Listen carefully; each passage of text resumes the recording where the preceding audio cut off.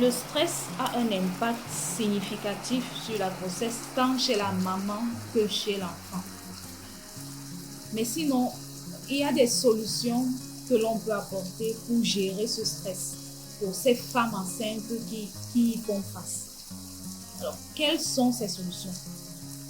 Avant de répondre à cette question, on parlera d'abord, on va brièvement présenter les quelques causes que nous pouvons avoir, ce qui peut entraîner le stress chez la femme enceinte. Et pour comprendre l'importance de mettre en pratique ces solutions, on parlera des conséquences du stress chez la femme enceinte et chez le bébé. Et ce n'est qu'après cela qu'on vous apportera des solutions pour pallier ou alors pour gérer le stress. Je suis Letty Deby, je suis sage-femme et j'accompagne les femmes enceintes pendant la grossesse, pendant l'accouchement et même après. Donc, si vous voulez un suivi particulier, n'hésitez surtout pas à nous contacter.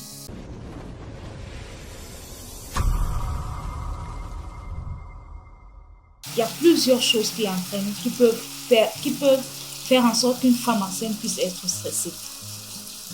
On peut citer par exemple l'abandon de sa famille. Là, peut-être je prends le cas d'une adolescente qui a contracté une grossesse et la famille, le papa et la maman lui ont tourné le dos, lui ont dit tu vas gérer ça toute seule. Ça, c'est une situation de stress. Soit l'abandon qu'une femme peut faire face, l'abandon de son ami, du géniteur. Ça peut être l'une des causes du stress. Ou alors l'annonce d'une maladie incurable. L'annonce du décès d'un proche peut être une source de stress. On peut également avoir comme cause de stress les problèmes financiers. On ne sait pas comment on va faire pour pouvoir préparer la layette ou alors pour pouvoir garder cet enfant en venir. Ou alors le déni de grossesse pour celle-là qui ne voulait vraiment pas enfanter et voilà le bébé qui se présente. Elle refuse catégoriquement qu'elle est enceinte. C'est une source de stress également.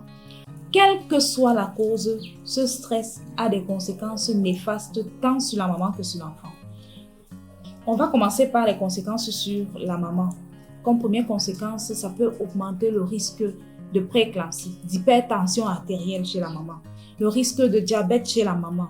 On aura également des menaces d'accouchement prématuré chez la maman. Pour l'enfant, on peut avoir des enfants de faible poids, de petit poids. On a également un accouchement prématuré pour les enfants.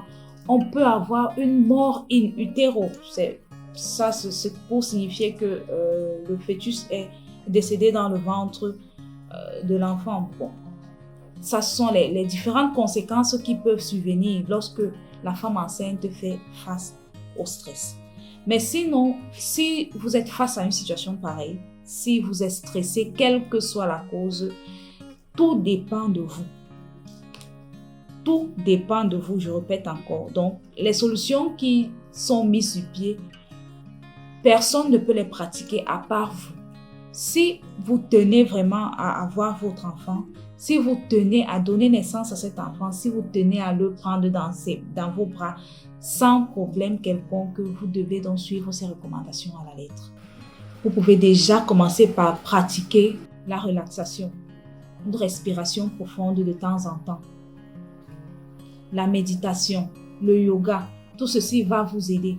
Vous pouvez pratiquer une activité sportive, la marche de temps en temps, sortez de chez vous, marchez, faites quelques pas, les 100 pas, respirez l'air pur. Vous pouvez également, comme autre exercice, faire la natation, nager, allez à la piscine, allez nager, détendez-vous. Surtout, il faut d'abord identifier la cause du stress. Si la cause, c'est l'abandon de la famille, franchement, ça, c'est à vous de gérer. Là, c'est sur le plan, c'est psychologique. Vous devez d'abord mettre à l'écart ces problèmes et vous concentrer sur votre enfant. Si la cause est d'ordre financier, franchement, cherchez l'argent. Commencez un petit commerce ou alors, je ne sais pas, cherchez un moyen de pouvoir gérer cette situation, mais évitez de stresser. Donc, vous devez d'abord pouvoir identifier la cause du stress et jouer dessus. Parler aux personnes autour de vous. Établissez un bon réseau autour de vous. Parlez à une personne de confiance, à un ami, à un parent. Parlez à la personne qui n'est pas négative. Parlez à une personne qui est susceptible de vous soutenir, susceptible de vous écouter. Parler à cette personne, ça vous permet de vous ouvrir, ça vous permet de ne pas écouter, ça vous permet de vous évader en fait. Donc, cherchez une personne et parlez-en. Si malgré tout ça, rien ne va, vous pouvez demander de l'aide à un professionnel de santé. Les psychologues, c'est ici. Demandez de l'aide à un professionnel de santé et lui pourra gérer cette situation. Mais sinon, évitez le déclencheur du stress. C'est pour cette raison qu'on dit qu'il faut pouvoir d'abord identifier la cause du stress et éviter cette cause-là. C'est encore la meilleure des solutions. Et en plus de cela, vous pratiquez toutes les autres solutions dont on a parlé. La relaxation, pour celles qui aiment la musique, écoutez la musique. Pour celles qui aiment faire de l'exercice, faites de l'exercice. Pour celles qui aiment discuter, parlez-en à votre entourage. Ce sera bénéfique pour vous et ça va nous éviter les décès maternels plus tard. Une fois de plus, je vous dis merci pour cette écoute attentive.